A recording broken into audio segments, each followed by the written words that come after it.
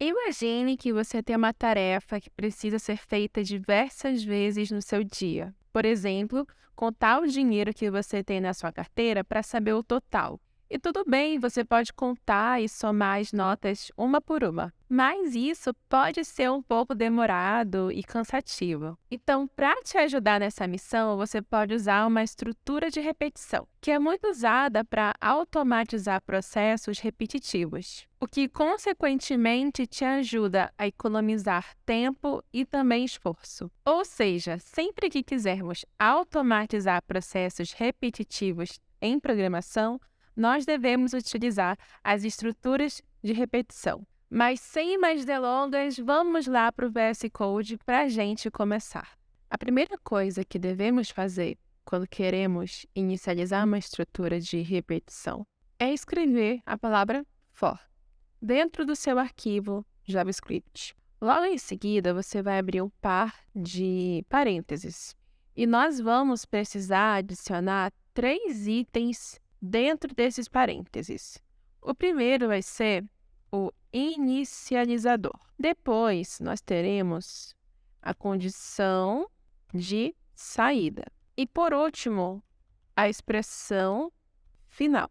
Logo em seguida, vamos abrir um par de chaves, porque aqui dentro do par de chaves é onde nós vamos executar o nosso código. Ou seja, é aquela ação que o nosso código vai realizar em decorrência do for. É importante também ressaltar que cada um desses itens aqui precisam ser separados por ponto e vírgula. Então, ao finalizar o inicializador, você põe um ponto e vírgula e começa a condição de saída. Terminou a condição de saída, você põe um ponto e vírgula e começa a expressão final. Mas vamos entender por partes o que cada um disso aqui significa. O inicializador, ele vai ser geralmente uma variável que recebe um número que vai contar a quantidade de vezes que a repetição foi executada. Muitos, inclusive, se referem a ela como uma variável de contagem. Na condição de saída, nós definimos quando a contagem do inicializador deve parar. Ou seja, quando a repetição ela deve ser encerrada. Geralmente, essa parte aqui do código vai ser usado com um operador de comparação. Lembra da nossa aula de operadores de comparação? Se você pula essa aula, dá uma passadinha lá e volte aqui, porque nós vamos usar operadores de comparação aqui dentro do for, tá bom? E por que nós usamos um operador de comparação dentro da condição de saída? Porque como a condição de saída é responsável por falar ao inicializador o momento que ele deve parar a estrutura de repetição, a gente precisa informar para ele a condição de true ou false. Ou seja, se é verdadeiro, você para. Se é falso, você continua. E por último, temos a expressão final. Nós usamos a expressão final quando a gente quer que o inicializador ele faça mais contagens ou menos contagens. É claro, eu não espero que você entenda tudo isso nesse exato momento. Eu acho que eu já te bombardeei com muita informação, mas não se preocupe, nada disso precisa fazer sentido nesse momento, pois nós vamos ver isso na prática. Bom, pessoal, vamos comentar tudo isso aqui, porque eu não quero que isso influencie no nosso exercício, tá bom? Como a gente já tem aqui um problema, né, que eu mencionei no início da aula, a gente vai criar uma estrutura de repetição para que ela seja responsável por contar o nosso dinheiro e, no final, fazer a soma para a gente de forma automática. Vamos colocar aqui exercício. E agora imagina o seguinte, a gente tem diversas notas na nossa carteira e precisamos colocar essas notas em algum lugar. Então, nós vamos colocar essas notas dentro de uma variável que chamaremos de let notas e recebe. E lembra que como a gente tem diversas notas, que variável a gente pode usar para colocar diversos itens? Nós vamos usar um array. E dentro desse array, nós vamos colocar os valores das notas que temos. Vamos supor que a gente tem uma nota de 2, uma nota de 5, uma nota de 10, uma nota de 25, uma de 50 e uma de 100. Mas eu acho que eu vou deixar essa situação ainda mais real. Porque olhando assim, com tantos poucos itens, é claro que fica fácil para a gente ir lá e somar tudo e saber quanto que a gente tem. Mas imagina eu copiando tudo isso aqui e colocando dentro desse array. E a gente tem aqui um array infinito com diversas notas. Aí eu acho que já complicou, não é mesmo? Eu acho que isso aqui, para contar tudo manualmente, é um pouquinho complicado. Feito isso, nós ainda precisamos saber o total do dinheiro que temos. Então, vamos criar uma let que chamaremos de total. Aqui dentro da let, a intenção é que o valor dessa variável seja gerado de forma automática. Por quê? Porque vai ser o for que vai nos ajudar nisso. A gente não pode vir aqui, contar uma a uma aqui e depois colocar o valor aqui manualmente, porque senão a gente não estaria automatizando o processo. Então, nós vamos iniciar a let total com o valor 0. Por quê? Porque nós ainda não sabemos o valor total do dinheiro que temos. Se a gente não sabe o valor total do dinheiro que temos, faz todo sentido a gente iniciar o total com 0, porque a gente ainda não inicializou a contagem desses valores, correto? Beleza, vamos continuar seguindo aqui. E agora, baseados nesses dois dados, nós podemos começar a fazer a nossa estrutura de repetição for. Então, como ensinado, nós inicializamos escrevendo a palavra for, abrimos aqui um par de parênteses, e aqui dentro do par de parênteses, nós precisamos colocar o inicializador, lembra? E o inicializador precisa ser uma variável. Então, aqui nós iniciamos colocando uma let. Nós vamos colocar aqui repetições. E nós vamos colocar aqui que essa variável repetições recebe o valor 0. Por quê? Pela mesma razão aqui do total. Nós ainda não sabemos quantas vezes queremos que o nosso for repita a estrutura. Como a gente precisa agora informar a quantidade de vezes que a estrutura precisa ser repetida, o que a gente utiliza? A gente vai utilizar a condição de saída, que nem eu ensinei aqui em cima. Essa condição de saída é que vai justamente falar para o nosso inicializador quantas vezes ele deverá repetir até ele ser encerrado, até ele parar de contar. Que condição vocês acreditam que vai fazer essa estrutura de repetição ser encerrada? Bom, eu acredito que isso é uma questão também de lógica, porque primeiro a gente precisa entender o problema que a gente quer resolver, que é o quê? A gente quer descobrir a quantidade de dinheiro que a gente tem. E a gente já tem uma variável que mostra quantas notas a gente tem. A gente só não sabe a soma ainda, que é o quê? Que é aqui let moedas. Ou seja, o for, ele precisa vir aqui em notas, contar uma a uma, até chegar aqui no final, e ao terminar essa contagem, né, uma a uma, item por item, a repetição será encerrada, porque não tem mais notas a serem contadas, correto? E para a gente informar essa mesma coisa que eu acabei de falar para o nosso for, a gente vai dizer que a condição para ele parar de contar as notas é quando ele chegar aqui até o final do nosso array. Para isso, a gente vai colocar aqui repetições, depois colocamos aquela setinha de menor, que é um operador de comparação. Aí colocamos a variável notas e damos um ponto. E aí o JavaScript ele já tem uma propriedade que nós usamos para saber o tamanho do nosso array, ou seja, quantos itens existem dentro de um array. Essa propriedade nós chamamos de length. Quando a gente põe notas.length, a gente está pegando a quantidade de itens que tem no nosso array. Então, o que a gente está falando aqui para o nosso código? Que a repetições, a quantidade de repetições que irá acontecer no for vai ser equivalente à quantidade de itens que existem dentro do nosso array. E esse código aqui também nos ajuda em mais uma coisa, porque lembra que a gente tem também aqui a expressão final? A gente põe um ponto e vírgula aqui, E o que essa expressão final quer dizer? Essa expressão final aqui, ela vai ser usada para incrementar mais contagens dentro do nosso inicializador. E o que isso quer dizer? Que quando o meu código ele vir aqui no nosso array e ler item por item, e ele chegar ao final, eu também quero que ele incremente mais valores. Por quê? Porque você concorda comigo que eu posso adicionar mais valores no final desse array? Eu posso vir aqui, colocar vírgula e 50, depois eu posso vir aqui e colocar vírgula 20. Então, eu quero também informar isso para o meu código. Eu quero que ele saiba que quando eu informar mais itens dentro do meu array, ele incremente mais contagens. Ele vá lá e refaça a estrutura de repetição sempre que eu for adicionar mais itens.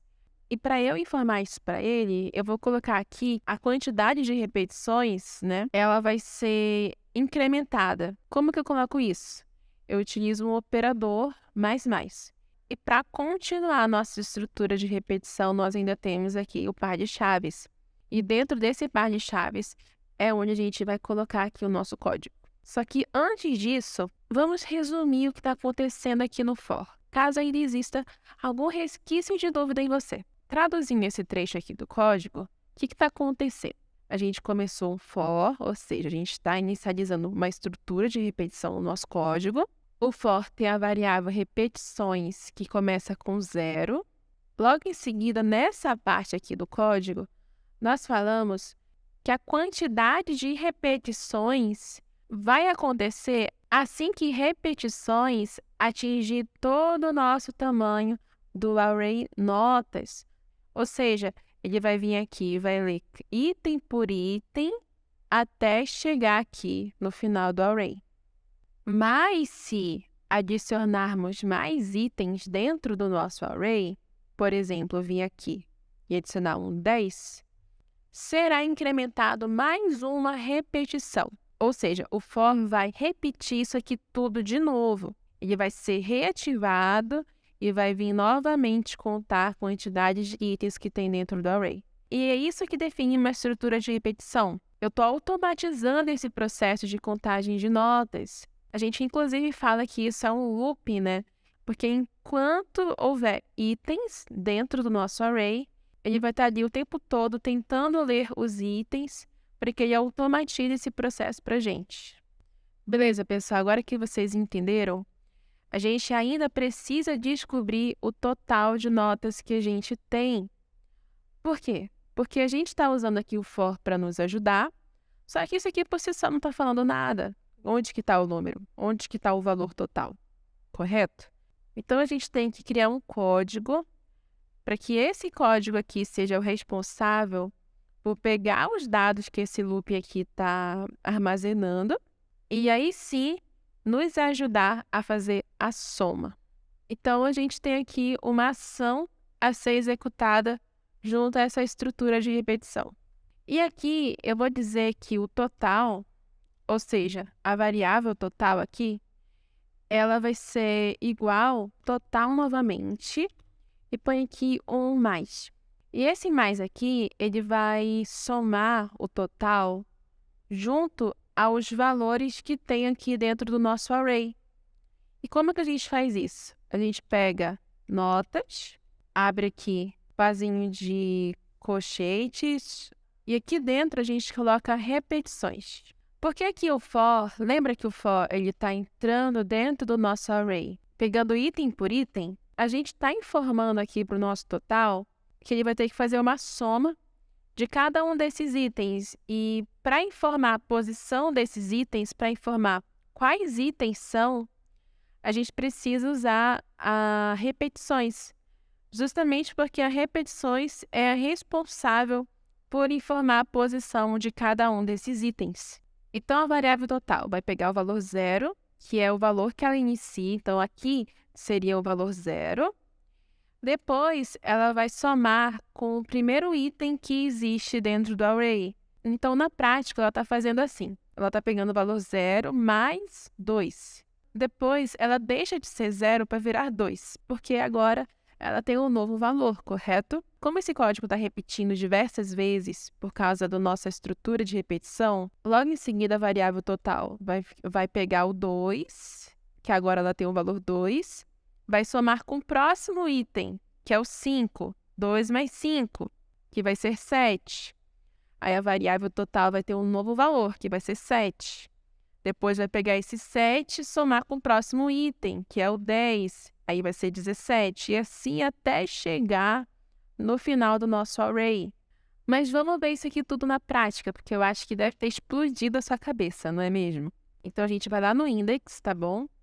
A gente vai colocar aqui que o script dessa vez vai ser a estrutura de repetição. E a gente vai inicializar o nosso arquivo. Vamos aqui colocar um console.log. Então, a gente abre aquele parzinho de classes, colocamos o total do seu dinheiro abrimos aqui a variável total. Damos Ctrl S, inspecionamos e aqui o console. O total do seu dinheiro é 2.127. Se você for uma pessoa muito paciente, você pode vir aqui e tentar somar todos esses valores que está na variável notas. E você vai ver que o resultado é o mesmo. Justamente porque nós estamos utilizando o for para fazer essa estrutura de repetição e nos auxiliar a contar item por item e imputar esses valores dentro da nossa variável total. Inclusive, você não precisa usar essa estrutura que eu ensinei aqui, tá bom? Dá para usar um operador que faz a mesma coisa que total mais notas repetições. Basta a gente tirar isso aqui e colocar total mais igual. Então, na prática, é como se total mais igual você estivesse fazendo total mais notas, tá bom? Então, para a gente reduzir nosso código, a gente pode tirar isso aqui, colocar mais igual, que vai dar o mesmo resultado, tá bom? Inclusive, você pode estar também vendo mais sobre isso no arquivo que eu deixei linkado no nosso módulo de operadores. E agora, vamos fazer com que essa repetição ela seja novamente acionada, colocando mais um item. Se a gente vier aqui colocar vírgula e um 7 e der Ctrl S, vocês vão ver que vai mudar o valor. O valor aqui está 2.127. Agora está 2.134. Por quê? Porque o for foi lá e refez a estrutura de repetição. Pessoal, se não usássemos o for para nos ajudar nisso, a estrutura desse nosso código seria muito diferente. Eu vou tentar até aqui mostrar para vocês como é que seria esse for na prática, se a gente fizesse isso de forma manual. Então, vamos criar uma let, que chamaremos de notas. E aqui vai receber alguns valores. 1, 2, 3, 4. Depois a gente vai ter uma outra variável que chamaremos de let total e recebe o valor 0. Vai iniciar o valor com 0. E aí, na prática, como se o for estivesse fazendo isso aqui. A gente vai ter um total, que é a variável total. A gente vai colocar igual. E aí o for está fazendo o seguinte. Ele está pegando o total, está adicionando aqui o mais, porque a gente está fazendo a soma. Aí ele vai pegar aqui o notas, esse array aqui, vai abrir o parzinho de colchetes e vai colocar a posição do primeiro item desse array, que no caso aqui é 1. Quando eu der o Enter, deu 1, correto?